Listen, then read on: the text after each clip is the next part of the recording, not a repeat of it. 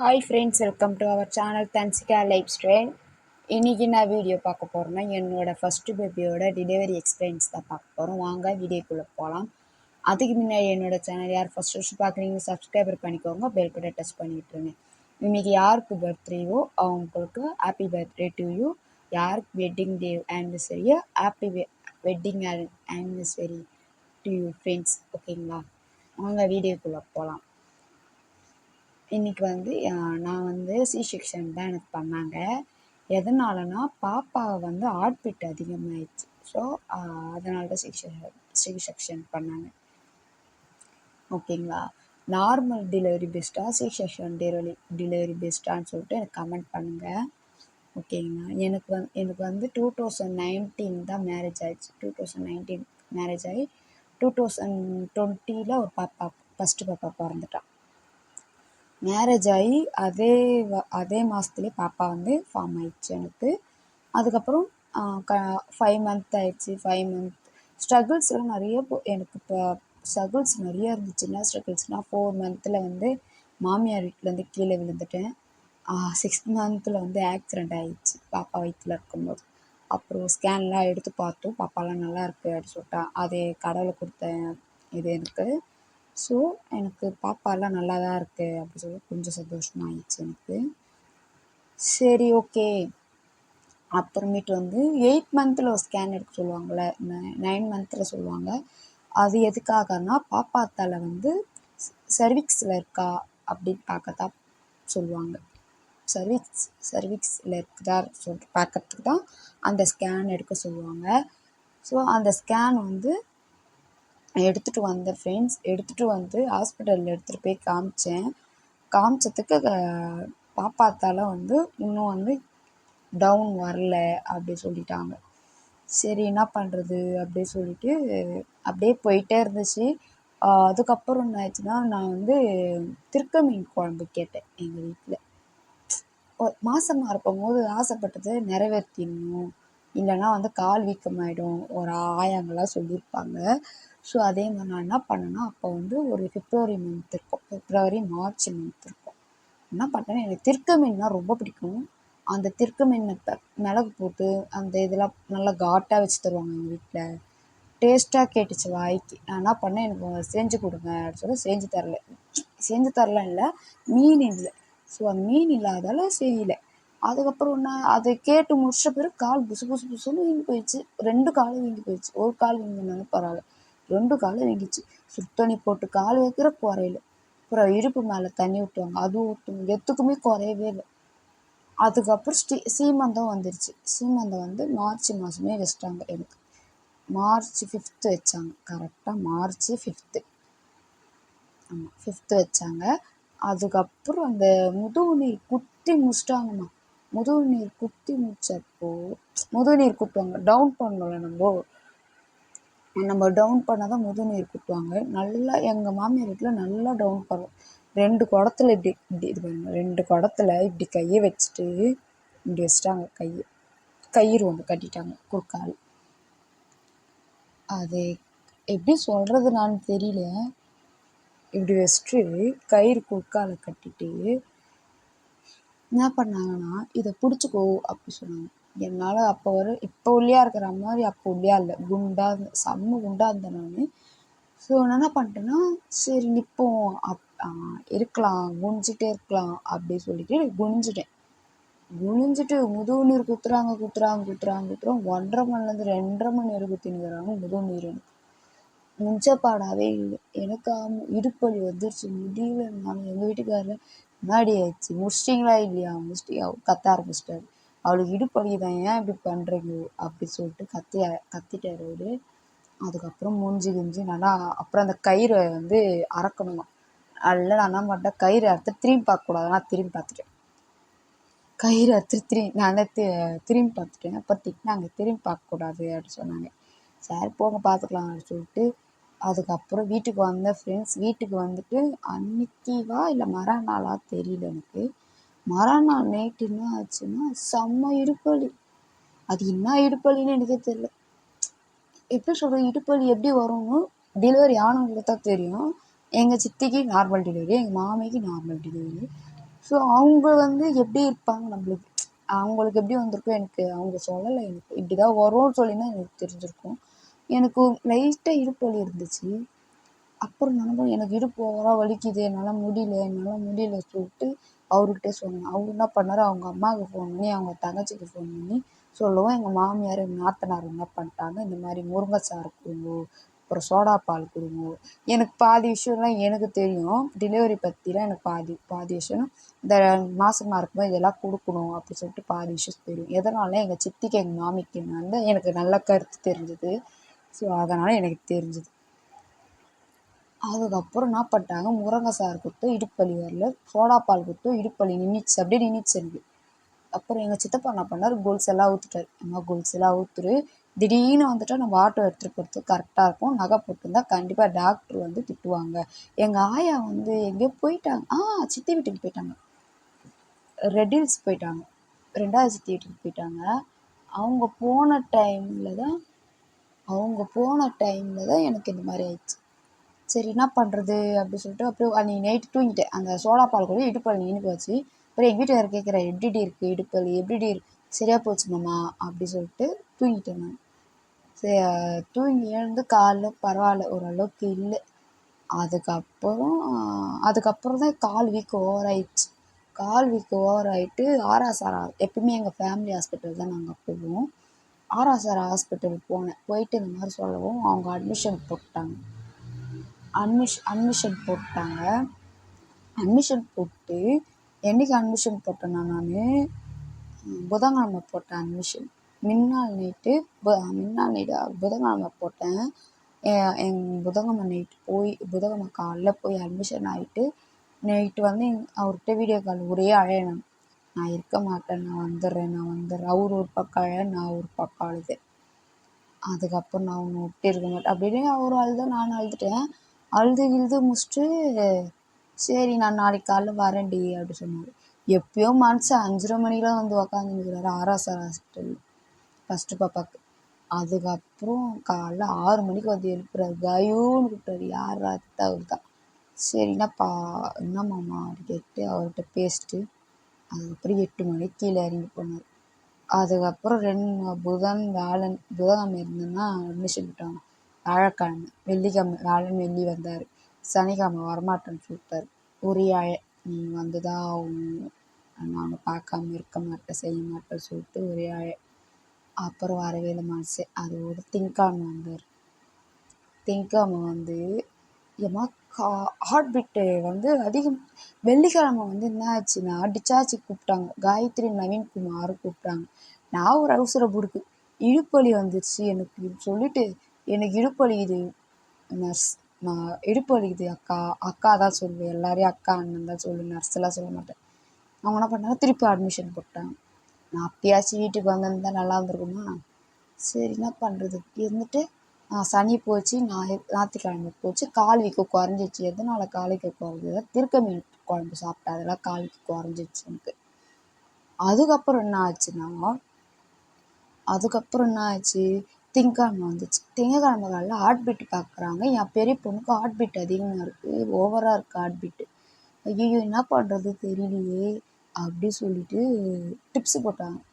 Trips போட்ட பிறகு கூட ஹார்ட் பீட் அடங்கவே இல்லை. லாஸ்ட் வரையும் இந்த குழந்த பிறக்கிறப்போ மோஷன் போகும்போது பிளாக் கலராக வருமா, குழந்த பிறக்க போதுன்னா பிளாக் கலராக வருமா. எனக்கு பிளாக் கலராக வந்துச்சு மோஷன் அன்றைக்கி காலையில். அதுக்கப்புறம் தான் பாப்பாவுக்கு ஹார்ட் பீட் அதிகமாகிடுச்சு. இடுப்பலி சொல்லுவோம், நர்ஸுங்க பண்ணுறாங்க, செர்விக்ஸில் போட்டு எடுத்துட்டாங்க. எனக்கு சர்விக்ஸில் போட்டு க்ளோஸ் போட்டு எடுத்துட்டாங்க. க்ளோஸ் போட்டு எடுக்கவும் எனக்கு அப்போ கூட இடுப்பலி வரல. அப்படி சொல்லி நானும் விட்டுட்டேன். அதுக்கப்புறம் என்ன ஆச்சுன்னா திங்கக்கிழமை தான் ஹார்ட் பீட் அதிகமாக ட்ரிப்ஸ் போடுவோம். நல்லா போயிருந்தேன். எங்கள் வீட்டுக்காரர் என்ன பண்ணார், இட்லி வாங்கிட்டு வந்தார். சாப்பிட்றி, குழந்தைக்கு ஹார்ட் பீட்டு அதிகமாக இருக்கா, சாப்பிட்றி கம்மியாகும். சாப்பாடு பிடிக்கல எனக்கு, அப்படியே கொமட்டு ஒரு மாதிரி ஆகிட்டேன். எனக்கு பிடிக்கவே இல்லை. எனக்கு வேணாம் சொல்லிட்டு அவர் தான் ஊட்டி விட்டு திட்டி ஊட்டினார். குழந்தைக்கு எதனா ஆயிடுச்சுன்னு உதைப்பேன், ஒழுங்கா சாப்பிடு சொல்லி ஊட்டி விட்டு அதுக்கப்புறம் வாட்டுக்கு வந்து உக்காந்துட்டு மதியானம் வந்து அங்கே தான் இருந்தார் அவர். ஆஃப்டர்நூன் வரையும் அங்கே தான் இருந்தார். அப்புறம் சாப்பாடு வந்து கொடுத்தாரு. சாப்பிடும்போது சுருக்கும் இடுப்பு வலி வந்துச்சுமா எனக்கு. ஐயோ என்னால் முடியவே இல்லை. குத்துது பின்னாடி சைடு அப்படி குத்துச்சு. எங்கள் அம்மா எங்கள் அத்தை இருக்கிறாங்க, சின்ன அத்தை, எங்கள் ஆயாவோட தங்கச்சி. அவங்க என்ன பண்ண, அம்மா எனக்கு இடுப்பு வலிக்குதுமா, என்னான்னு தெரியல, எனக்கு முடியல, உட்காரவும் முடியல, உட்கார முடியுது, நிற்க முடியல, என்ன பண்ண. அவங்க நம்ம உச்சிலாம் தொட்டு பாரு, உச்சி சூடாயிடுச்சு. அதான் நார்த்து போட்ட அவங்க வந்து ஆயால, அதனால் அவங்களுக்கு தெரிஞ்சிச்சு. உச்சிலாம் தொட்டு பார்த்துட்டு சூடாயிடுச்சு ஏதோ சொன்னாங்க. அப்போ சோடா பால் கொடுக்க சொன்னாங்க, கயிறு எல்லாம் நான் அவசரப்பட்டதாவது சிசரின் பண்ணாங்க. அப்புறம் டாக்டர்கிட்ட சொல்லுவோம், அன்னைக்கு நைட்டு 10:30 மணி இருக்கும், திங்கக்கிழமை நைட்டு. கீழே இட்டுன்னு போனாங்க. இட்டுன்னு போய் எல்லா டெஸ்ட்டும் எடுத்தாங்க, க்ளோஸ் போட்டு பார்த்தாங்க, ஹார்ட் பீட் பார்த்தாங்க, கரெக்டாக ஆயிடுச்சு. ஹார்ட் பீட்டு அப்பயே அதிகமாக தான் இருந்துச்சு. சரி இருங்க நாளைக்கு காலைல பார்க்கலாம் அப்படி சொன்னாங்க. நாளைக்கு காலைல செவ்வாய்க்கிழமை காலைல ஹார்ட் பீட் பார்க்குறாங்க, ஹார்ட் பீட்டு அதிகமாக இருக்குது. அப்போ என்ன பண்ணாங்கன்னா, சர்விக்ஸ் ஓப்பன் பண்ணுறதுக்காக ஒரு டியூப்னு ஒன்று போட்டாங்க. டியூப் போட்டாங்க பாருங்க, என்னால் முடியவே இல்லை. கத்துறேன், ஐயோ முருகா கத்துறேன்னே தவிர. அப்புறம் டாக்டர் என்ன சொன்னாங்க, நீ கத்துறனால குழந்தை வராது, வரப்போகிற இடமே அந்த இடம்தான், அது நீ கத்தாமல் இருந்தால் குழந்தை வரும் அப்படி சொன்னாங்க. ஐயோ என்ன பண்ணுறது தெரியலையே சொல்லிட்டு, அக்கா சீக்கிரம் முடிச்சிருங்கக்கா அப்படி சொல்லிட்டு, அப்புறம் கத்தி ஏதோ ஒன்று வேலையை முடிச்சுட்டு இடுப்பு வலி வந்துச்சு. அது போட்ட பிறகு இடுப்பு வலிக்கும் போல். ஏம்மா என்னால் முடியல, இடுப்பு வலி வந்துச்சு, முதுகு வலிக்குது. நான் என்ன பண்ணிட்டேன், அந்த டெலிவரி ஒரு பெஞ்ச் இருக்கும்ல, அந்த டெலிவரி பெஞ்சில் போய் பார்த்துட்டேன். டாக்டர் அங்கே வந்தாங்க, எதுக்கு இங்கே பார்த்துட்ருக்க அப்படி கேட்டாங்க. எனக்கு இடுப்பு வலிக்குது. உனக்கு இப்போல்லாம் இடுப்பு வலிக்காது, போய் நட அப்படின்னு சொல்லி திட்டி அனுப்பிச்சி விட்டாங்க. சரி நான் என்ன பண்ணிட்டேன், நடக்கவே இல்லை நான். அது அந்த டியூப் போட்டால் நடக்கணுமா, நடக்கவே. நான் பார்த்து தூங்கிட்டு எத்தனை மணிக்கு எழுந்துக்கிறேன், அந்த டியூப் போட்ட டயர்லேயே பார்த்து தூங்கிட்டு 6 மணிக்கு எழுந்தேன். எல்லாரும் எங்கள் வீட்டு ஆளுங்க தான் வந்து கூப்பிட்டுக்கிறாங்க. எல்லாம் ஒரு அக்கா, காயத்ரி யாரு அக்கா நான் அப்புறம் வர சொல்லுக்கா, அக்கா அப்புறம் வர சொல்லி அவங்க சுட்டுனுக்கிறேன். அப்போ சின்ன பொண்ணு நான் சொல்லி அப்புறம் 6 மணிக்கு மத்தியானம் போகிறேன், ரச சாப்பாடு சாப்பிட்றதுக்காக போகிறேன். இந்த மாதிரி டிவி போட்டோம். எங்கள் வீட்டில் எல்லோரும் அழுவ ஆரம்பிச்சிட்டாங்க, டிவி போட்டாங்களான்னு. ஐயோ என்ன பண்ணுறது தெரியல, குழந்தைங்க இந்த மாதிரி ஆயிடுச்சு அப்படியே ஒரே அழ எங்கள் வீட்டில். அப்புறம் ரச சாப்பாடு ஊட்டினாங்க. நைட்டு சாப்பிட்டா திருப்பி ஒரு ரவுண்டு தூங்கிட்டேன்னா, நடக்கவே இல்லை, லாஸ்ட் வரையும் நடக்கவே இல்லை நான்.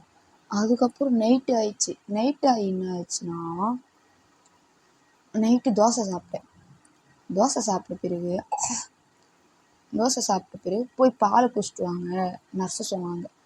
எதுக்கு தெரியல, பால் குடிக்க சொல்கிறாங்களே அப்படி. அப்போ சர்வீஸ் டியூப் போட்ட பிறகு க்ளோஸ்லாம் போடல, எடுத்துட்டாங்க. க்ளோஸ்லாம் போடுறதில்ல, அது இருக்குதுல்ல, அது வந்து நம்ம நடக்க தான் வந்து அது வந்து ரிமூவ் ஆகுமா. நான் நடக்கவே இல்லை, உக்காந்தத்துலேயே மாவு அடிச்சிருந்தேன். சரி சொல்லிட்டு அப்புறமேட்டு வந்து நர்ஸு என்ன சொன்னாங்கன்னா, போயிட்டு வந்து பால் குடிச்சிட்டு வா அப்படி சொன்னாங்க. நான் என்ன பண்ணேன், அவசரப்பட்டு போய் எனக்கு சோடா பால் கொடுக்க சொல்கிறாங்க, எதுக்குன்னு தெரியல, சோடா பால் குடிச்சிட்டேன். சோடா பால் குடிச்சு விடுவோம், வாய்ப்பில்லை ராஜா அப்படி ஆயிடுச்சு கதை. அதுக்கப்புறம் என்ன பண்ண, நல்லா தூங்கியிருந்தேன் ஃப்ரெண்ட்ஸ். 12 மணிக்கு வந்தாங்க டாக்டர் ஒருத்தவங்க, காயத்ரி நவீன்குமார் அப்படி கூப்பிட்டாங்க. சொல்லுங்கள் சிஸ்டர், சொல்லுங்கள் மேம் அப்படி சொன்னேன். வந்து படுங்க சொன்னாங்க. ஐயோ என்ன பண்ண போகிறாங்க தெரியலையேடா நினச்சி மனசில் பயம் வந்துச்சு, வளவளன்னு ஆயிடுச்சு உடம்பு வரணும். இப்போ எத்தனை மணி இருக்கும், புதன்கிழமை பிறந்துருச்சு. அப்போது அந்த போட்டாங்களே சர்வீக்ஸில், அது ரிமூவ் பண்ணுறதுக்காக அது 24 ஹவர்ஸ்க்குள்ளே அது இதுவாகிடணுமா. எனக்கு வந்து எதுவுமே ஆகலை. ரிமூவ் பண்ணுறதுக்காக வந்து எடுத்த பிறகு ஒயிட்டு கலராக ஏதோ வந்துச்சு ஃப்ரெண்ட்ஸ். அது என்னான்னு ஒன்றுமே புரியல. White colour. நான் என்ன பண்ணேன், எக்கி பார்த்தேன், என்னதுடா அது பார்த்தா வெள்ளை கலராக இருந்துச்சு. டாக்டரில் படு அப்படி சொல்லிட்டாங்க. அப்புறம் பார்த்துட்டேன், அதில் க்ளீன் பண்ணி எடுத்துட்டு உடனே அடுத்த செகண்டு ஆப்ரேஷன் பண்ண ட்ரெஸ்ஸை போட்டாங்கோ, பாவடி எல்லாமே ரிமூவ் பண்ணிட்டு ஆப்ரேஷன் பண்ண ட்ரெஸ்ஸை போட்டு தலையரட்டை குடுமி போட்டுட்டு வெளியே போயிட்டு எங்கள் வீட்டில் காமிக்கிறேன். எங்கள் வீட்டுக்காரர் நின்று பார்த்துன்னுக்கிறாரு.